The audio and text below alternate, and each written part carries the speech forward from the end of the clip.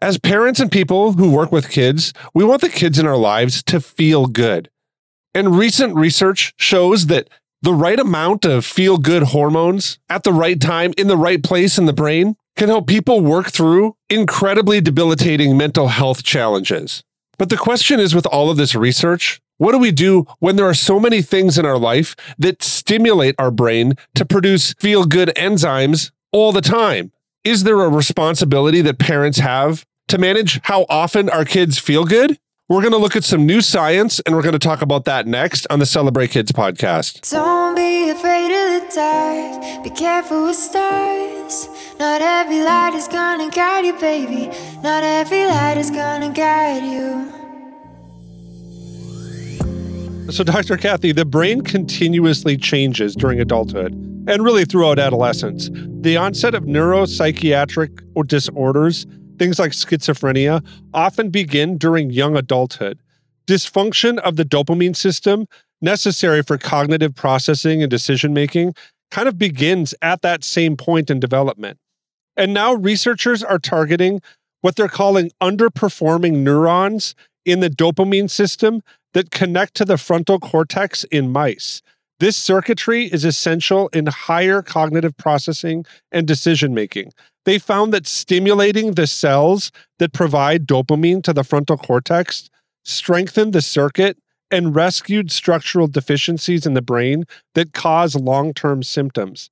One of the researchers noted that, quote, these findings suggest that increasing the activity of adolescent dopaminergic, I don't even know if I'm saying that word right, circuitry can rescue existing deficits in the circuit, and that this effect can be long-lasting as these changes persist into adulthood. If we can target the right windows in development and understand the signals at play, we can develop treatments that change the course of these brain disorders, end quote.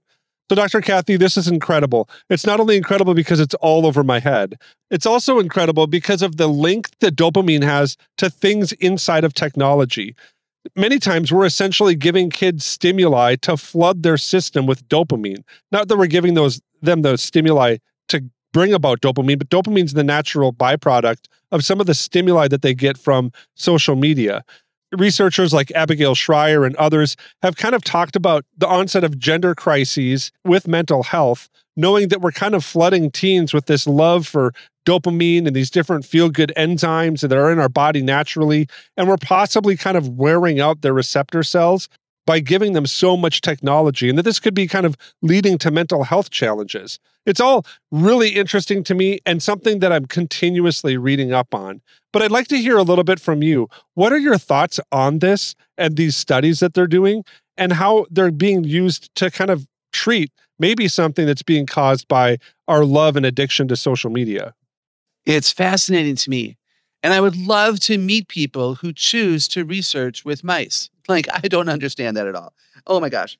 Cracks me up, right? I'm just trying to watch these little mice being injected with dopamine and then watching the reactions. Wow. So yeah, I tell people all the time that they're not addicted to the device per se. They're not addicted even to the game. They're addicted to the dopamine drop. You can have your phone on silent, but when you recognize that a text has come in, you're distracted and you have now you have a harder time concentrating because the dopamine has affected the prefrontal cortex and the thinking part of the brain. And so, it's dangerous. I mean, this is fascinating. You're right that we believe that gaming and social media in particular are giving kids way too much dopamine. And yet the researchers found out that a little bit of dopamine in the right place can actually prevent maybe or reverse the deficit and maybe stop some of these really dangerous mental health issues. So I'm confused, and I think we need a lot more research. Yeah, I agree. There is so much to this and so much that's being developed in this to understand really the levels of dopamine and how it does impact on different strata of people's developments is really kind of incredible and interesting and just shouts to the reality of God's beauty and order in creating humans. But there's also something that I'm kind of concerned about here because there's a rise in mental health incidents in teens. We've talked about that a lot.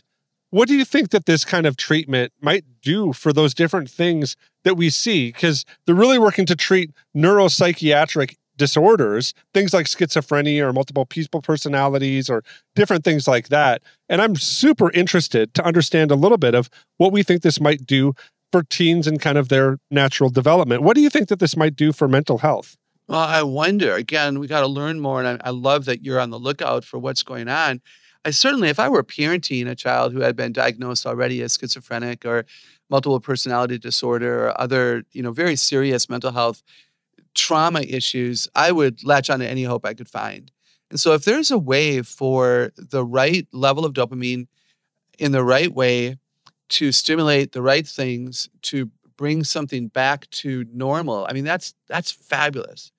I'm concerned about kids who are so used to the dopamine effect that boredom terrifies them and they'll do anything to stay away from being bored, that they cannot handle, reading a book with pages that turn or doing, math problems with a pencil, just go on. And the world is full of things that go slowly. And that's a huge concern I have. And I think that increases the mental health crisis. I don't know if that makes sense. Kids who are dissatisfied, kids who are discontent, kids who are bored constantly. That's why they have to have their device and why it's so hard for them when we say take it away or put it away. But I am concerned that they're not going to be able to live in the real world because the real world does not work like a screen. Right. And Dr. Kathy, I want to close out with this kind of last question because I think that it's helpful for parents to kind of know maybe what we're facing a little bit. When we look around at our kids and things of that nature, we can see them struggling. But how do we know when our kids might be struggling with something that's kind of mental health related? And how do we know maybe when those things are environmental? Maybe they have kind of a challenged friend or a challenge in their classroom. And how do we know when maybe they're actually kind of a biological issue that might need some treatment? Is there certain things that we should be attentive to as we're watching our kids develop and grow? Yeah, great question. I like to say to parents that, sudden changes in your kid's behavior would indicate something's going on. And it might be with them, or as you said, it might be with a friend of theirs, and they're not handling the stress well that, is caused by the fact that their best friend's parents are talking divorce or whatever it might be going on there. So I would look for sudden changes in their choices, decisions, attitudes, and actions. I like to say that we typically, I don't think we should ask kids, hey, are you stressed? Are you depressed? Because I'm not sure they know what that feels like. And even if they recognize stress, I'm not sure they'd want to admit it to you because they've been told it's a bad thing. And they wonder what might happen if they would admit to a mom or a teacher or a dad, yeah, Dad, I'm stressed. So what I like to say is we observe behavior and we say to our kids, hey, I noticed that you were so critical with your brother today. And typically, you're kinder. So what's up with that? We say to our daughter, normally you enjoy hanging out and you like to go for my after dinner walk with me and you haven't wanted to do that for a couple of nights. So I'm thinking something's going on. So let's indicate to our kids that we're aware, that we're present, that we have seen something that's changed, and we invite them to have a conversation. And then when we have those conversations, we listen longer and we are really careful to judge. We listen longer, feel their pain before you try to solve a problem. Those are some of the things that I think will help us recognize what level of pain are our kids in and what is it that we could do about it. I think the message inside of this topic is one that we've talked about many times here, that often the responsibility of parents and those that work with kids is really about spending time, listening longer, and monitoring and managing how kids change as they develop. And in those times, I think we can find ourselves questioning or wondering, are we doing it right? But there's some words out of Colossians that I think that Paul was speaking to the Colossian church as they watched many things change around them that are really helpful in this moment. And they come out of Colossians chapter 3, beginning at verse 2. And this is what Paul writes. Set your mind on things above, not on the things that are on the earth. For you have died, and your life is hidden with Christ in God. When Christ, who is your life, appears, then you also will appear with him in glory. Put to death, therefore, what is earthly in you: sexual immorality, impurity, passion, evil desire, and covetousness, which is idolatry. On account of these things, the wrath of God is coming. In these you too once walked, when you were living in them. But now you must put them all away: anger and wrath, malice, slander, and obscene talk from your mouth. Do not lie to one another, seeing that you have put off your old self with its practices, and have put on your new self, which is being renewed in the knowledge after the image of its creator. What Paul is encouraging the Colossian church to do is to remember the new self that they have been given in the beauty and the finished work of the cross and the grave. And oftentimes our role working with kids is to call them to that.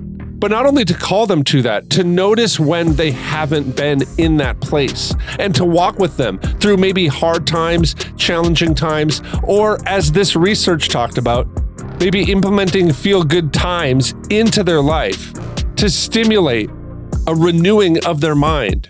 In all of the research and everything that we've talked about today, I think that's what the science is showing, that God calls us to renew our mind. And the best feel-good enzymes that we can muster up or generate or create are the ones that come when we find our true identity in Jesus Christ. And that's a bright light for this dark time. I want to thank you for listening to the Celebrate Kids podcast, our daily segment, Facing the Dark. And on behalf of Dr. Kathy Cook and the rest of us here on the team, I want to say thanks for listening, and I'm looking forward to seeing you here again tomorrow.